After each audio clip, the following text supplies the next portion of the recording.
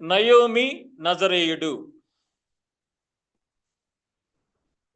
Naomi నజరేయుడు అనేటువంటి సబ్జెక్టుని ఆధారం చేసుకొని దేవుని యొక్క వాక్యాన్ని మనము ధ్యానం చేసుకుందామండి. మరి రూతు గ్రంథములో 220వ పేజీ అండి. రూతు గ్రంథములో 1వ అధ్యాయము 7వ వచనాన్ని చదువుకుందాం.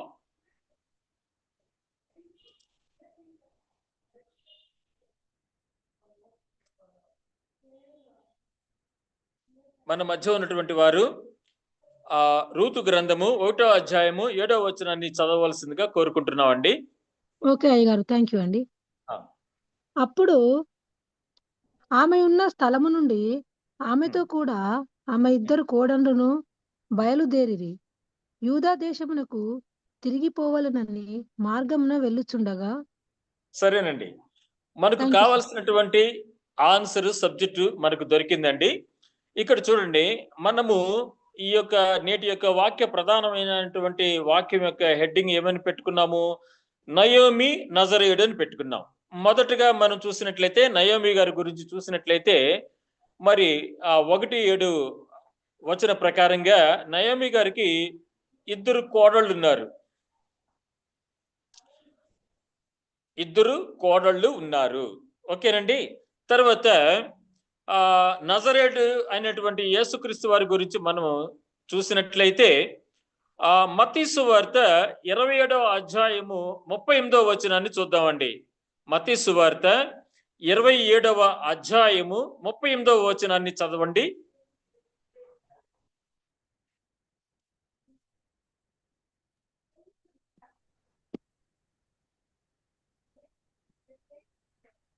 మరియు కుడివైపున ఒకడును ఎడమ వైపున ఒకడును 2 బందిపోటు దొంగలు ఆయనతో కూడా సిలువ వేయబడిరి.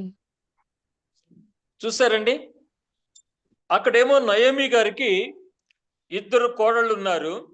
ఇక్కడేమో సిలువ మీద వేలాడుచున్నటువంటి శ్రీ యేసు నాథునుడికి కుడివైపున ఒకరు, ఎడమ వైపున ఒకరు, 2 జతగాళ్ళు ఉన్నారు. చూసారా? అయితే ఈ యొక్క నయోమి గారి యొక్క జీవితంలో జరిగేటువంటి మరొక సంఘటనని జ్ఞాపకం చేసుకుందామండి. 13వ వచనాన్ని చదివినట్లయితే ఆ యొక్క 13వ వచనంలో ఉన్నటువంటి ప్రధానమైనటువంటి మాట, యెహోవా నాకు విరోధి ఆయను అని నయోమి గారు అంటున్నారు. దాన్ని మీరు చదవండి. రూతు గ్రంథము 1వ అధ్యాయము 13వ వచనంలో, పెద్దవారగు వరకు వారి కొరకు మీరు కనిపెట్టుకొందురా? మీరు వారి కొరకు కనిపెట్టుకుని పురుషులు లేక ఒంటరి కత్తెలయుందురా? నా కుమార్తెలారా, అది కూడదు. యెహోవా నాకు విరోధి ఆయను. చూసారండి, ఇక్కడ నయోమి గారు ఏ విధంగా విలిపించుతున్నారంటే, వారు నయోమి ఏం చెప్తున్నారంటే, యెహోవా నాకు విరోధి అయిపోయారు అని ఈమె భావించుతున్నారు నయోమి గారు. ఇదే విధంగా సిలువ మీద నజరేయుడైనటువంటి యేసు స్వామి కూడాను ఇటువంటి మాటను వారు కూడాను పలికి ఉన్నారు. ఆ యొక్క మాటను మనము గ్రహించడానికి గాను మత్తయి సువార్త 27వ అధ్యాయము 46వ వచనాన్ని చదువుకుందామండి. మత్తయి సువార్త 27వ అధ్యాయము 46వ వచనం.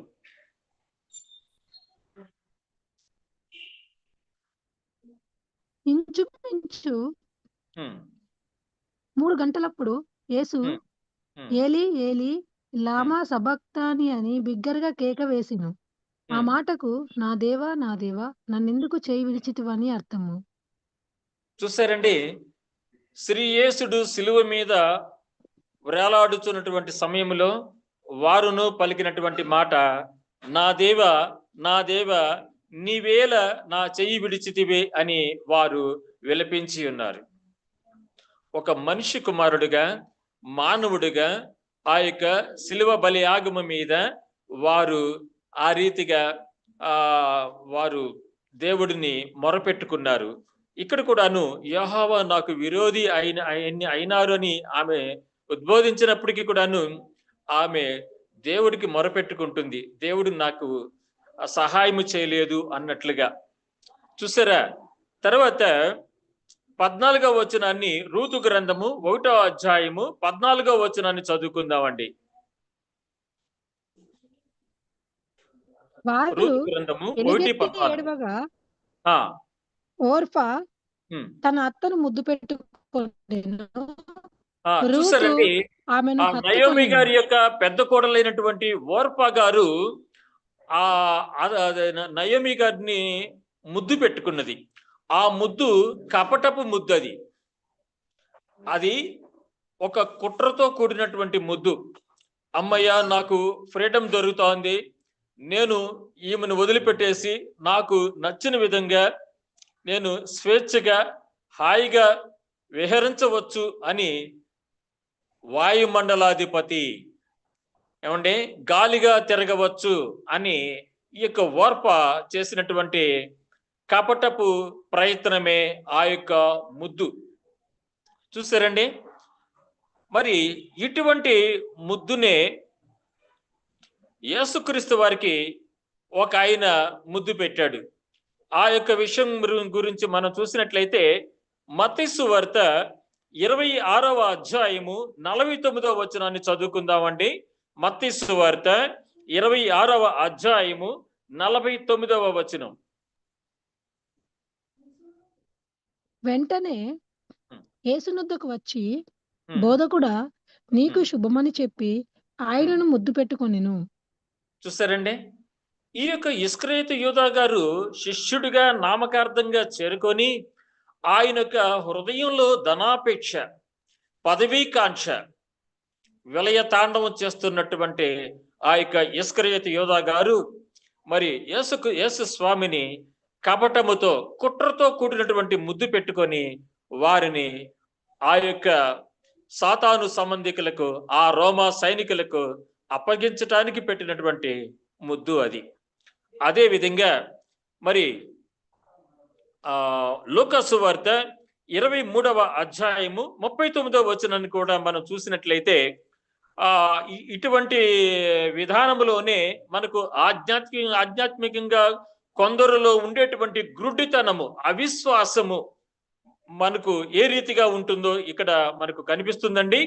లూకా సువార్త 23వ అధ్యాయము 39వ వచనాన్ని చదువుకుందాం.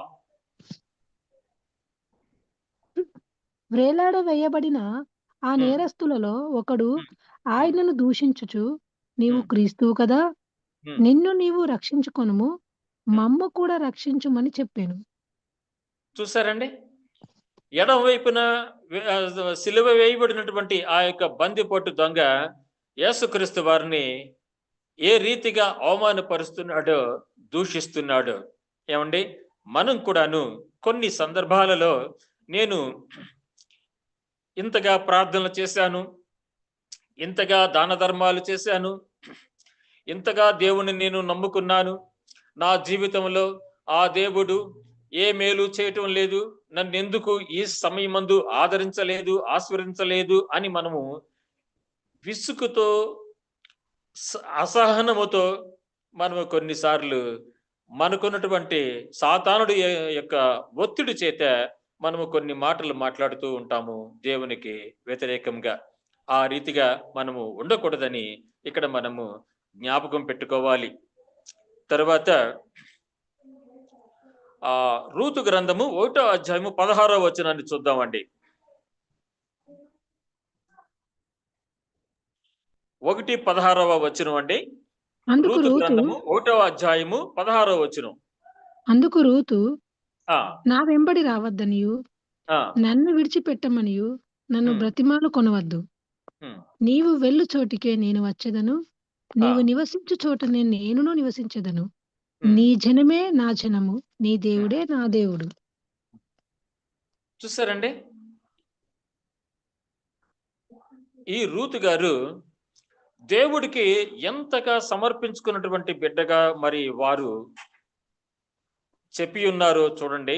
వారు అత్తగారిని, ఆ అత్తగారిలో అత్తమ్మను చూస్తూ నన్ను విడిచి నువ్వు వెళ్ళొద్దు, నేను విడిచి నిన్ను వెళ్ళను. అత్తమ్మ, నేను నీ దగ్గరే ఉంటాను, నీ ప్రజలే నా ప్రజలు, నీ దేవుడే నా దేవుడు అని ఎంతో సమర్పణ జీవితమును, వినయ విధేయతలను, తగ్గింపును ఆ యొక్క రూతు గారు తన యొక్క అత్త అయినటువంటి నయోమి గారిలో అమ్మను చూస్తూ, ఆ అమ్మకు ఆ అత్తగారిలో అమ్మగా భావించి ఆ యొక్క వృద్ధాప్యంలో ఉన్నటువంటి నయోమి గారికి కోడలైనటువంటి రూతు ఒక తల్లిగా నిలిచింది. ఒక కూతురుగా ఆమె ప్రక్కన ఆమె ఉన్నది, చేదోడు వాదోడుగా అంటి పెట్టుకొని ఉండి ఉన్నది. ఇదే విధంగా మనము నజరేయుడైనటువంటి యేసు స్వామి శిలువ మ్రాను మీద వేలాడుతున్నటువంటి సందర్భంలో జరిగినటువంటి ఒక అంశాన్ని మనము అక్కడ చూద్దామండి. ఆ లూకా సువార్త 23వ అధ్యాయము 40 నుంచి 42 వచనాలు చూసినట్లయితే మనకు కన్నులకు వింపుగా, మన యొక్క హృదయానికి మంచి విశ్వాస స్పందన మనకు కలిగే విధంగా ఉంటుంది. లూకా సువార్త 23వ అధ్యాయము 40 నుంచి 42 వచనాలను ఈ సమయం మందు చదువుకుందాం. అయితే రెండవ వాడు వానిని గద్దించి, నీవు అదే శిక్షా విధిలో ఉన్నావు కనుక దేవునికి భయపడవా? మనకైతే ఇది న్యాయమే. మనము చేసిన వాటికి తగిన ఫలము పొందుచున్నాము. కానీ ఈయన ఏ తప్పిదము చేయలేదని చెప్పి ఆయనను చూచి, యేసు, నీవు నీ రాజ్యములోనికి వచ్చినప్పుడు నన్ను జ్ఞాపకం చేసుకోమనెను. చూసారండి, ఈ యొక్క కుడివైపున ఉన్నటువంటి ఈ యొక్క బందిపోటు దొంగ మంచివాడిగా మారిపోయి, మంచి దొంగగా ఉండి మంచివాడిగా అయ్యి, వారు యేసు ప్రభు వారికి ఏ రీతిగా సమర్పించుకున్నాడో చూసారండి. అయ్యా, నీవు దైవకుమారుడు అని నేను నమ్ముచున్నాను, నీవు లోక పాప పరిహారార్థమై శిలువ మీద మరణిస్తున్నావు, మేమైతే చేసినటువంటి దోషము వలన మేము మరణిస్తున్నాము, కానీ నీవు మా అందరి కోసము, ఈ యొక్క లోకస్తుల కోసము, పుట్టినటువంటి వారికి, పుట్టబోవు వారికి కూడాను లోకరక్షకుడివై విమోచనకర్తవై ఉన్నావు. కావున నీ రాజ్యములో నాకు ప్రవేశాన్ని కల్పించు ప్రభువా అని వినయ విధేయతల చేత ఈ కుడివైపున ఉన్నటువంటి దొంగ యేసుక్రీస్తు వారికి విజ్ఞాపన చేసుకొని ఉన్నాడు. ఆ యొక్క విజ్ఞాపనను అంగీకరించినటువంటి విశ్వకర్త, సృష్టికర్త, విమోచనకర్త అయినటువంటి యేసు స్వామి ఆ 43వ వచనంలో ఏం చెప్తున్నారో చూడండి. లూకా సువార్త 23వ అధ్యాయము 43వ వచనాన్ని చదువుకుందాం. అందుకాయన వానితో, నేడు నీవు నాతో కూడా పరదైసులో ఉందువని నిశ్చయంగా నీతో చెప్పుచున్నానెను. చూసారండి, వెంటనే మారు మనసు పొందినటువంటి ఆ యొక్క పాపిని యేసుక్రీస్తు వారు చేరదీసి వారు శీఘ్రమే ఏమండి చక్కని వాగ్దానాన్ని, ఆశీర్వాద వచనాన్ని ఇచ్చి ఉన్నారు. ఆ యొక్క ఆశీర్వాదము యెహలోక సంబంధమైనటువంటిది కాదు, అది ఎప్పుడు పడితే అప్పుడు దొరికేది కాదు. ఆయన మాత్రమే ఇవ్వగలిగినటువంటి ఆశీర్వాదము పరలోక ప్రవేశము, పరలోక వారసత్వము అనేటువంటిది ఆ యొక్క కుడివైపున ఉన్నటువంటి వ్యక్తికి యేసు స్వామి తన యొక్క కృపచేత ఆ యొక్క వాగ్దానాన్ని ఇచ్చున్నారు. అయితే వారికి దేవుడు రెండవ రాకడ సమయంలో తప్పనిసరిగా పునరుద్ధానమును, పరలోక ప్రవేశాన్ని యేసు ప్రభు వారు ఆ యొక్క కుడివైపున ఉన్నటువంటి వ్యక్తికి యేసుక్రీస్తు వారు ప్రసాదిస్తారు. అది మన యొక్క బైబిల్ సత్యము యొక్క విశ్వాసము. దీనికి వ్యతిరేకంగా కొంతమంది ఆల్రెడీ ఆయన పరదేశకు వెళ్ళిపోయాడని చెప్పుకుంటూ ఉంటారు. కానీ అటువంటి మరి అసత్య బోధలను మనము ఎంత మాత్రం కూడాను పరిగణలోనికి తీసుకొని రాకూడదండి. కావున దీనిని బట్టి మనము తెలుసుకోవాల్సినటువంటి అంశం ఏమిటయ్యా అంటే, ఎవరైతే యేసు స్వామికి సంపూర్ణంగా పూర్ణ విధేయతతో, పూర్ణ శక్తితో, పూర్ణ ఆత్మతో సమర్పించుకుంటారో, వారిని స్వకీయ రక్షకుడుగా అంగీకరిస్తారో, ఆరాధన చేస్తారో, అటువంటి వారికి తప్పనిసరిగా మరి కావలసినటువంటి మేళ్ళు ఇహలోకమందును పరలోక ప్రవేశమైనటువంటి ఆ యొక్క నిత్య జీవము కూడా తప్పనిసరిగా ప్రతి వారికి లభిస్తుందని ఈ యొక్క వాక్య భాగంలోంచి మనము చూసుకోవచ్చును. అంతేకాకుండా మరి ఈ యొక్క రూతు గారు మొట్టమొదట దేవుడిచ్చినటువంటి 10 ఆజ్ఞల విషయంలో మనం చూసినట్లయితే మరి ఆ యొక్క 1 నుంచి 4 ఆజ్ఞలనేమో మనిషికి దేవుడికి సంబంధించినవిగా లెక్కించి ఉన్నారు. యేసుక్రీస్తు వారు కూడాను నూతన నిబంధనలో ఆ రీతిగానే చెప్పి ఉన్నారు. 5వ ఆజ్ఞ నుండి 10వ ఆజ్ఞ వరకు అనగా 6 ఆజ్ఞలు ఒక మనిషికి సంబంధించినవని మనము గ్రహించవచ్చు. ఆ రీతిగా చూసినట్లయితే ఈ యొక్క రూతమ్మ మొట్టమొదటిసారి నిన్ను వలె నీ పొరుగువానిని ప్రేమించు అనేటువంటి మాటను తీసుకొని తన యొక్క వృద్ధాప్యంలో ఉన్నటువంటి అత్తగారిని ఆమె ప్రేమించింది. తదుపరి నీ ప్రజలే నా ప్రజలు, నీ జనమే నా జనము, నీ దేవుడే నా దేవుడు అని ఎప్పుడైతే ఆమె 16వ వచనంలో పలికి ఉన్నదో అప్పుడు నీ పూర్ణ ఆత్మతోనూ నీ పూర్ణ శక్తితోనూ నీ పూర్ణ వివేకముతోనూ నీ పూర్ణ జ్ఞానముతోనూ నీ దేవుడైన యెహోవాను సేవింపవలను అనేటువంటి మొట్టమొదటి ప్రధాన ఆజ్ఞను ఆమె శిరస వహించింది రూతమ్మ. అందుకే ఆ యొక్క రూతు గారు పేరు క్రీస్తు యొక్క వంశావళిలో రాయబడి ఉన్నది. మత్తయి సువార్త 1వ అధ్యాయము 5వ వచనంలో క్రీస్తు వంశావళి గురించి రాసినటువంటి విభాగములో ఆ మాట మనకు ఉంటుందండి. బోయాజు రూతు ఏమండి వారి యొక్క సంతానములోంచే వారి యొక్క వంశావళిలోంచే మరి యేసుక్రీస్తు వారు జన్మించి ఉన్నారు.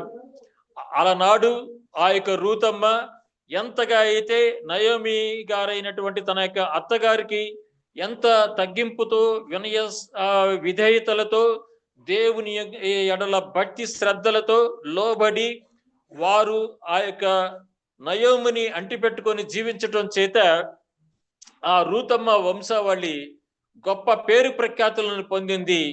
మరి లోక రక్షకుడైనటువంటి యేసుక్రీస్తు వారికి జననము ఇచ్చినటువంటి వంశావళిలో ఆమె చేరుకున్నది. అదే ఓర్పా గారైతే గాలిపటం లాగా గాలిలో కలిసిపోయింది. ఆ యొక్క గాలికి అధిపతి అయినటువంటి నాశన పుత్రుడు సాతానుడు, వాడు వాయుమండలాది అధిపతి అని ఎఫెసీయులకు రాసినటువంటి పత్రిక 2వ అధ్యాయం 2వ వచనంలో సాతానుడు గురించి రాయబడి ఉన్నదండి. అయితే అవన్నీ మనకు ఇప్పుడు అవసరం లేదు, కానీ కొంచెం జ్ఞాపకం చేయడానికి మాత్రమే మీకు ఆ యొక్క విషయాన్ని నేను మీకు ప్రస్తావించడం జరిగి ఉన్నది. తర్వాత ఈ యేసుక్రీస్తు వారికి కుడివైపున ఉన్నటువంటి ఆ యొక్క దొంగ మంచి విశ్వాసిగా మారినటువంటి వారు కూడాను చూడండి, నీ పూర్ణ ఆత్మతోనూ నీ పూర్ణ శక్తితోనూ నీ పూర్ణ వివేకముతోనూ నీ పూర్ణ జ్ఞానముతోనూ నీ దేవుడైన యెహోవాను సేవింపవలెను అనేటువంటి ప్రధానమైనటువంటి ఆజ్ఞలను ఆయన తీసుకొని వారు దేవుడిని, అయ్యా నీ రాజ్యంలో నాకు ప్రవేశాన్ని కల్పించు స్వామి అని అక్కడ అడిగి ఉన్నాడు. అంతేకాకుండాను నిన్ను వలె నీ పొరుగు వారిని ప్రేమించు అనేటువంటి మాటను ఆ యొక్క 2వ ఆజ్ఞను తీసుకున్నటువంటి వాడే ఆ యొక్క తనతో పాటు అప్పటి వరకు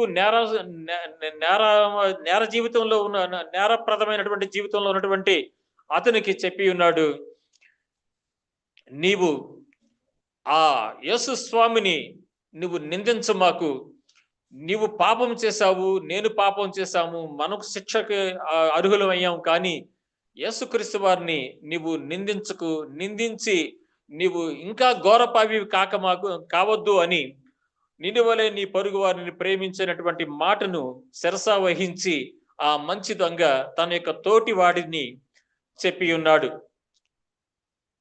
ఆ విధంగా చెప్పటం చేతనే ఆ దొంగ పరలోక వారసుడు అవుతాడని యేసుక్రీస్తు వారు నీవు నాతో కూడా పరదేశంలో ఉంటావని అతనుకు ఆశీర్వాదపు వాగ్దానాన్ని ఇచ్చి ఉన్నారు. కావున మనము జీవించు కాలమంతటిలో దేవుడినే మనము ధ్యానం చేస్తూ ఆయన యొక్క అపారమైనటువంటి కృపాబాహ్యాలు చేత ఆయన యొక్క నిత్య సువార్తకు సాక్షార్థముగా జీవించినట్లయితే మరి మనము చదువుకున్నటువంటి ఈ యొక్క నయోమి గారి విషయంలో గాని, రూతు విషయంలో గాని, లేకపోతే మరి యేసుక్రీస్తు వారికి సిలువ మార్గములో, సిలువ కలవరి గిరిలో మరి కుడి వైపున సిలువ వేయబడినటువంటి ఆ యొక్క మంచి దొంగగా లేక మంచి వాడిగా మారిపోయినటువంటి ఆ బందిపోటు దొంగ వలె మన యొక్క జీవితాల్లో కూడాను ఆయా రీతులలో ఒకానొక సందర్భాలలో మనం కూడాను యేసుక్రీస్తు వారికి దగ్గరగా జీవించినట్లయితే మనము కూడాను ఎప్పటికప్పుడు శుద్ధ హృదయములై మారు మనసు పొందినటువంటి వారమై